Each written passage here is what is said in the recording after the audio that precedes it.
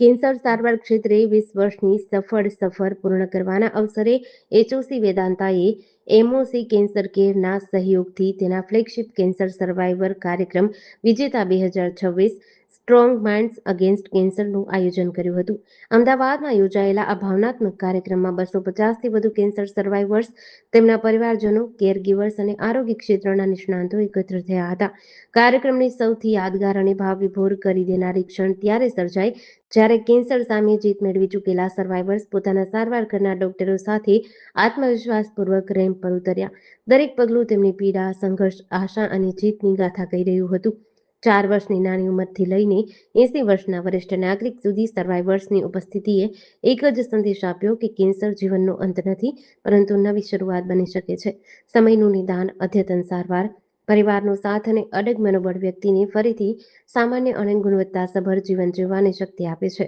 આ પ્રસંગે કેન્સર પર જીત મેળવનાર સર્વાઈવર્સમાં હિંમતનો સંચાર કરવા એચઓસી વેદાંતાના ડિરેક્ટર અને senior medical oncologist doctor Bhavin Shah સાથે ગુજરાતી અભિનેતા મલ્હાર ઠાકર અને પ્રસિદ્ધ યુરોલોજિસ્ટ અને પ્રેરણાત્મક વક્તા ડોક્ટર નિમિત ઓઝા વિશિષ્ટ મહેમાન તરીકે ઉપસ્થિત રહ્યા હતા. નામ ડૉક્ટર ભાવિન શાહ છે. હું એચઓસી વેદાંતનો ડાયરેક્ટર છું અને સિનિયર કન્સલ્ટન્ટ છું. આજે એચઓસી વેદાંતના 20 વર્ષ પૂરા થયા એના માનમાં કેન્સર વિજેતા ડે સેલિબ્રેટ કરી રહ્યા છે, જેમાં અમારા કેન્સર સર્વાઈવર પેશન્ટને આજે અમે બહુમાન કરી રહ્યા છે અને એમની જે કેન્સર સામેની લડત છે એનો વિજય સેલિબ્રેટ કરી રહ્યા છે. કેન્સર એટલે કેન્સર એવી એક સામાન્ય માન્યતા હોય છે અને ઘણા બધા પેશન્ટ અને પેશન્ટના રિલેટિવને જ્યારે કેન્સરનું નિદાન થાય છે ત્યારે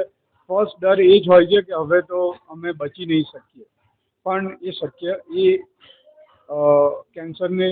ક્યોર કરવું અશક્ય નથી અને એ જ સમાજને પ્રતિબંધ થાય, એના સમાજના લોકોને એની જાણ થાય, એના માટે જ આ કેન્સર વિજેતા દિવસ તરીકે અમે આજે સેલિબ્રેટ કરીએ છીએ અને લગભગ 150-200 કેન્સર સર્વાઈવર પેશન્ટને અમે ઇન્વાઇટ કર્યા છે અને આજે અમે એમનું બહુમાન કરીશું અને આ સમાજને એ કેન્સર મટી શકે છે, કેન્સર સાથે નોર્મલ લાઈફ જીવી શકે છે અને કેન્સરના પેશન્ટ બી બીજા દર્દીઓની જેમ જ નોર્મલ જિંદગી જીવી શકે છે, એનો સંદેશ આપવા માટે આ મિટિંગનું આયોજન કરવામાં આવ્યું. જો કેન્સર દરેક દર્દીને એવું હોય છે કે કેન્સર એ અનકોમન રોગ છે અને એમને એ થવાનો નથી, પણ કોઈ પણ પ્રોબ્લેમ જે 15 દિવસ, મહિનાથી વધારે લાંબો ચાલે એના માટે તમારે પૂરતી તપાસ કરાવવી જોઈએ, કારણ કે એ પ્રોબ્લેમ કેન્સરના કારણે પણ હોઈ શકે અને એના માટે જરૂરી બ્લડ ઇન્વેસ્ટિગેશન, રેડિયોલોજિકલ ઇન્વેસ્ટિગેશન અને એના માટે પ્રોપર બાયોપ્સી નિદાન કરી અને એની સારવાર કરવી જોઈએ. હવે અત્યારે કેન્સરના ઘણા બધા નિષ્ણાંત અવેલેબલ છે અને એ લોકો આ કેન્સરની બધી જ સારવાર માટે અમદાવાદની અંદર દરેક સુવિધાઓ